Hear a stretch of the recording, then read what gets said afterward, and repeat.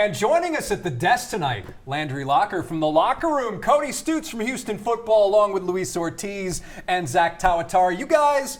Are you guys card collectors? Are you guys into these breaks and things?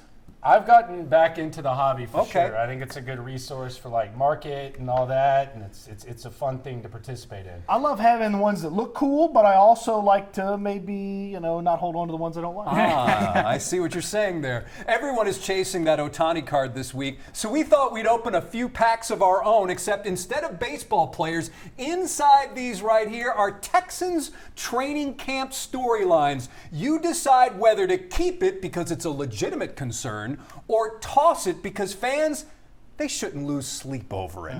Who's going first of you two? Go ahead, Cody. All right, I'll get us started here. I wonder if I'm going to get one of these exclusive one-of-ones. It might be. Maybe a rookie card or something? Okay, yeah, a rookie card. I'd love a rookie card. Let's see what we got here.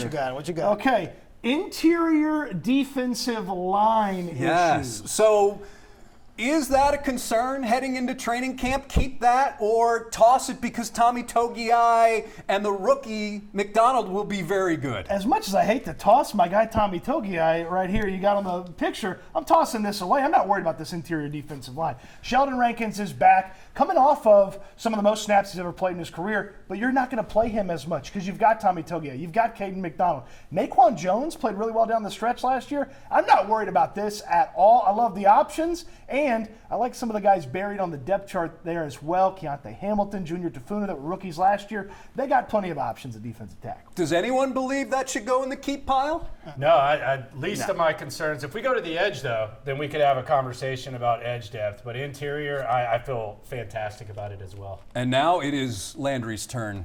Right, Pick a pack.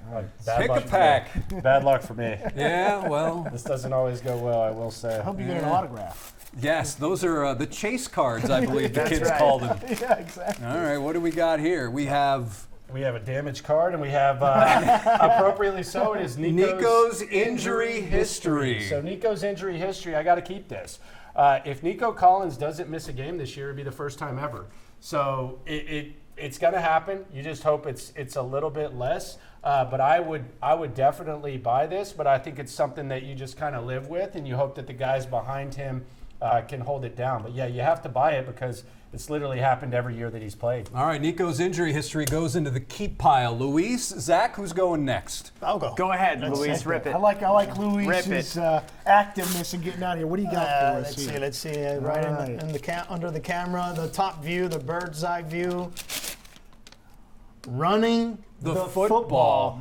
Yeah, we can pitch it up here in this camera real quick so we can get a close shot at it. There you go. Running the football. To me, I think we keep it. Yes, I think this is something that is going to be a topic heading into training camp, right? We know they got David Montgomery, but the Texans were not very good at running the ball last year. We got to see what that offensive line. There's going to be a lot of issues there talking points, I should say, as far as There might be issues. There might be issues. The protection as far as the running game goes, right? I think they improved as far as pass pro, but running, can they create those gaps? You'd keep this until proven otherwise, until they showcase it. And look, just because you can't run against the Houston Texans defense doesn't mean you can't actually run the football, but it may be a few weeks in the regular season before you're anywhere close to confident running the football. Yeah, they're insistent that they want to run the football. The problem is, are they going to be able to? And I think to take it a step further, if they're not able to do that, are they going to adjust? Are they going to adjust and not try to do it? Square peg, round hole. I think Nick Caley said it 600 times at his opening presser. And then he weirdly confessed that he did it with Jonathan Alexander, that he tried to do it. So, yeah, you want to run the ball. If you can't, can you adjust? And if you can't, are you just going to keep trying to fit that square peg into that round hole? Nick Caley, you tell me. All right, this is like when you're at Target and you don't know which blaster to pull, right? Because you're that guy? Are you going to be feeling out? Which one is it, right? Zach brings a scale. Which one has the one? Which pack is thicker? I think that's what I'm looking for, right? So Zach, you've done this before, is what you're saying. Timer two. We have QB offensive coordinator. So let's see if we can get a nice shot of that. Punch it up on your ISO shot over here, man. Let the people see it. Yeah. So we're definitely keeping this, right? This could be the biggest issue of the season potentially. It has been the ongoing conversation throughout the last 2 seasons.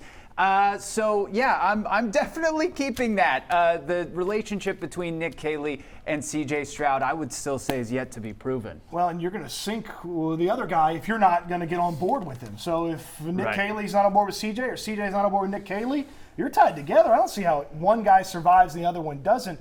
They are attached at the hip on this one when it comes to this offense. It's one of the more definitive storylines for me is, can these two not necessarily have a good relationship? I think they probably have a good relationship, but can they have a good working relationship that we actually see the production and, having intent at the line of scrimmage, getting the plays off quickly, those kinds of issues, things that we saw a lot last year, can those be corrected in year 2? Yeah, and I think that's the question. They both might just not be the answer. There seems to always be like a line in the sand between Nick Caley and CJ Stroud. I think there were times last year where Nick Caley, the question marks were fair. I think at the end of the season, CJ Stroud actually let down Nick Caley. So it is going to be interesting. Is it the right system? Is it the right guy calling plays? The defense kind of makes it a little bit easier on both of them. They're not asking you to outscore everyone. So this is the storyline, really, if you ask me, is Nick Caley, CJ Stroud, the offense. The offense is going to have to carry their load. That's a good card. 6 packs remaining. Good card, huh? 6 Super packs. short print. Yeah, 6 packs remaining.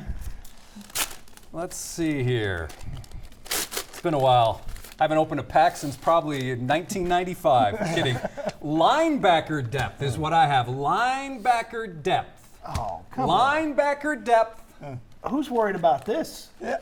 There's 10 of them on the roster right Yeah, now. they got a million of them. Look, EJ Speed going down, that's a veteran that they clearly trusted. I don't know that everybody was super pumped to have EJ Speed back at the price that they had him. He's not going to be there. Okay, well, Wade Woodaz. You've got Marte Mapu, who D'Amico Ryan spent over a minute talking about how much he loved him. I feel pretty good about this. Okay. I liked Wade Woodaz and what he showed and what he could show at minicamp OTAs, and he looks the part too. So I'm not super worried about this at all. So toss it, Landry? Are you in the toss pile? I'm not worried about it either. I think they'll be fine. I think they can sprinkle the magic dust on there when it comes to Wade Woodaz. They're kind of forced to see what he looks superior when it comes to coverage just in minicamp and OTAs, and that's something that they could use. And I also just think, let's be honest, on defense, next man up is actually a real thing on defense. So I trust him. I'll give him the benefit of the doubt. I've been known to be a little bit cynical, but I think I will keep that card. I will say, though, I'm not excited to see a game without Aziz. So let's just hope that We saw that last year. Let's just hope Aziz stays healthy for all of these. Landry, why don't you go next since Cody went first the first time around? All right, here we go. We're going to rip this right here. And we are going to damage the card again, I believe. That's all right. No one's going to mistake this. This is a reveal. This is not going into PSA. No grading. Well, you can't sell that one. We have another 0-3 start for D'Amico Ryans right here. We have another 0-3 start for D'Amico Ryans. Now, the Texans' schedule, we talk about the tough start against Buffalo and Cincinnati. The Texans, in 2 out of 3 years, they've started out 0-2, and this is their toughest task. So I'm not buying 0-3. I could easily see 0-2, and I think it's kind of a dangerous thing in a storyline that I think it probably deserves a little bit more attention because there could be a reason why they start out so slow, but they have. So I'm going to get rid of 0-3, but if it were 0-2, it would be in my pocket to be getting sent into PSA. Snap. All right, so 0-3 is in the toss-it pile. Don't worry about it. It's the toss-it pile, the commons, the base cards. 1 and 2 should be okay. 0-3 would be really tough to dig out of again with the schedule.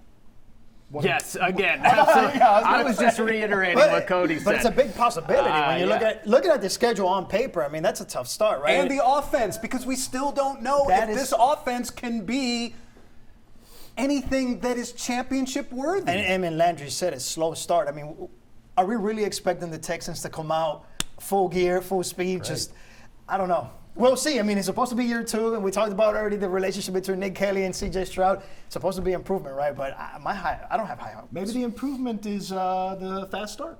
Maybe. Could be. Maybe. Cody? Maybe. All right, here we go. I get this one. It's the one that's near me, so Oh, my God. Damage. That's not going into PSA. Oh, well, this one's damaged, and so is the situation at punter. This is a very big concern. You know how many punter competitions are going on in the NFL? Not that many. Not that many. It's kind of weird to have a punter competition in 2026, and the Texans have it, and they had an established veteran punter last year and the year before and the year before, and so now they're going with either a rookie who's an undrafted free agent or one of the NFL's worst punters last year. And gentlemen, this team be punting. Okay? This team loves to punt. This is a big concern.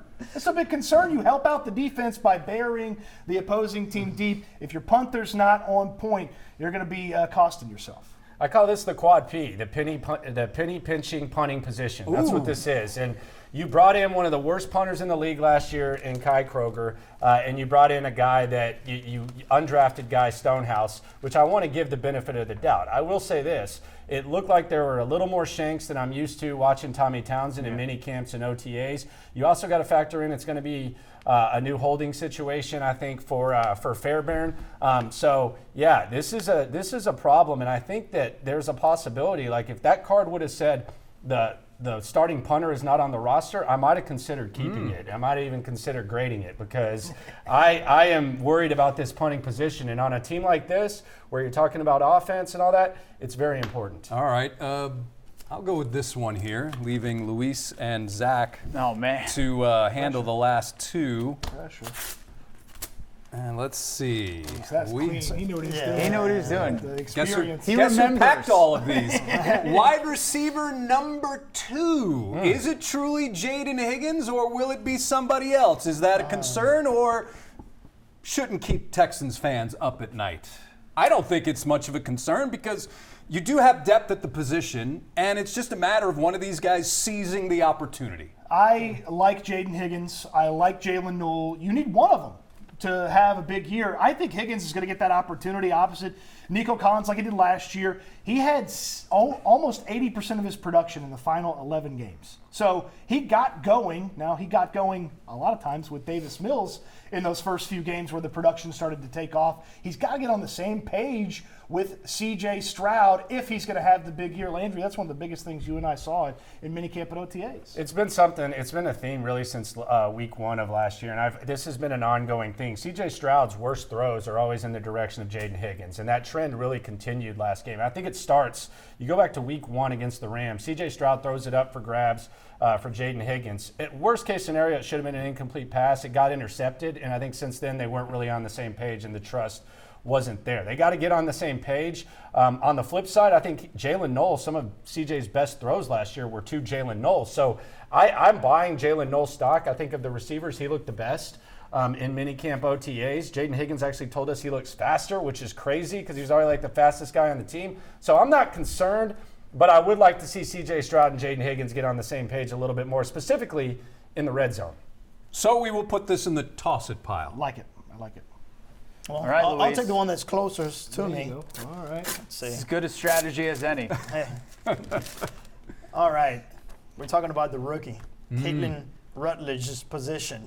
I think we keep this one. I think, it's still up in the air for now. Is he going to be the starting center or not? But we'll see how it pans out. For me, I think it's a good talking point heading to training camp. And these two talk about it a lot, I think. I have a feeling you guys talk about it a lot. He loves his offensive linemen. Well, when the quarterback's catching the ball here, and you having to bend down to catch it, and Davis Mills has to catch it one-handed behind his head, that's not good from the center. You got to get accurate on the snaps. Now, the one thing I will say about that, if he figures it out, if he's snapping the football accurately, Caitlin Rutledge is bigger, stronger, faster than Jake Andrews, and he's a first-round pick, so you put him out there and start him at center. But if he can't get the ball to the quarterback, I'm a little worried about that. I think this is a fake center competition, much like the quarterback competition in 2023 was fake. I don't think you draft a guy in the first round for better or worse and not play him on the interior. I will say this, though. This is something to keep an eye on. If there is an injury at guard, I actually think they bump Rutledge to guard. I think he's right guard 2 and left guard 2, and I think they bump him out. And then whether it's Evan Brown or Jake Andrews or whoever else is the backup center, I think that's a possibility. But I think this is a fake center competition. It was kind of rough, like Stoots mentioned, but I think it's a fake center competition. So I think he's going to be the center, but look out for guards if one of the guards gets hurt. Are we worried about all this position versatility stunting the development of someone like Rutledge?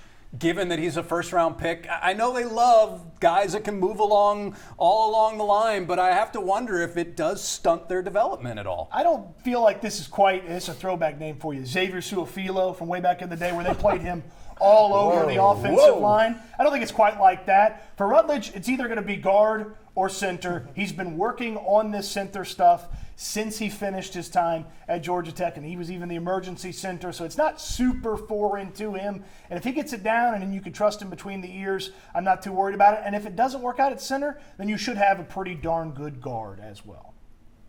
All right. Final pack, guys. Final pack. They call it last pack mojo. Last pack mojo, Last baby. pack mojo. Last pack mojo. Let's see what we got. Let's see what we got in here. Come on. Zach has done this before. Come on. He knows. Yeah. Zach has done I'm this mostly before. just praying I find something in the last pack that I haven't found yet, right? Exactly. All right, let's see what we got. And it Maybe is a Super Bowl ring? Wouldn't that be nice? offensive line protection. Okay. Good Wow. card. Good card. Excellent Good card. one. Yeah, that's a keeper. This is like the 1 of 5 for sure. you won. Yeah, we're absolutely keeping this offensive line protection. I don't know. It seems though like last year the conversation shifted from the offensive line not being great to C.J. Stroud not being great. I feel like we didn't really get the opportunity to see which one it was that was causing the ultimate problem. So I think it's going to continue to be a storyline throughout this season for sure. Yeah, it's the storyline. It's been the storyline historically with this organization. It is the storyline, the offensive line. There has been a shift where it feels like there's like a focus on run blocking with the guys that they've brought in. But you have a right tackle battle, you have a fake center battle, and then you have new guys at left guard, and then you got to see what happens with Ursary. It's going to be the key. I think CJ at times last year actually did a good job of protecting the offensive line. We'll see what it looks like now, but yeah, this is not going anywhere. In a break, this would be like on the showcase right here. Like they would have it propped up. Statistically, they were better last year at protecting the quarterback, but it will continue to be a story as long as it's not a story. I think those stats don't tell the real story because they were getting rid of the football so fast, making C.J. Stroud make quick decisions, him making quick decisions because they didn't fully trust the pass protection. And as Landry mentioned, you go out there and you get a bunch of run blockers. Can they pass block? Well, if it's a check the box for Ed Ingram, check the box for Wyatt Teller, you figure out the center spot, I don't have any worry about Ursary or Trent Brown on the edges. They just might be able to finally have that level of protection that they need. Notice he just named Trent Brown the starter right here. He just named Trent Brown right the starter here. right there. No competition. One Fake guy's- center competition, fake right tackle competition. One guy's at practice, one guy's not. One guy didn't have a neck injury last year, one guy did. One guy's the coach's favorite, one guy's not. Exactly. Guys, the plan was to actually have a box of Topps Chrome here to open up here on the air, but I couldn't find it. It's sold out everywhere, so no Chrome baseball. And thank you for going with this as the next best option. Hey, those cards all have a price on them, but this is priceless. Thank you, thank you. Landry Locker from the Locker Room, Cody Stoots from Houston Football. Together they are SNL Texans Talk. We love when they come in, and make sure you are listening and watching them. You guys have special content coming up this week, I would imagine, being that it's the start of everything. Oh yeah, and business as usual, just a lot more to talk about. All right, guys, thanks for being with us on Sports Extra. Thank you so much. Anytime.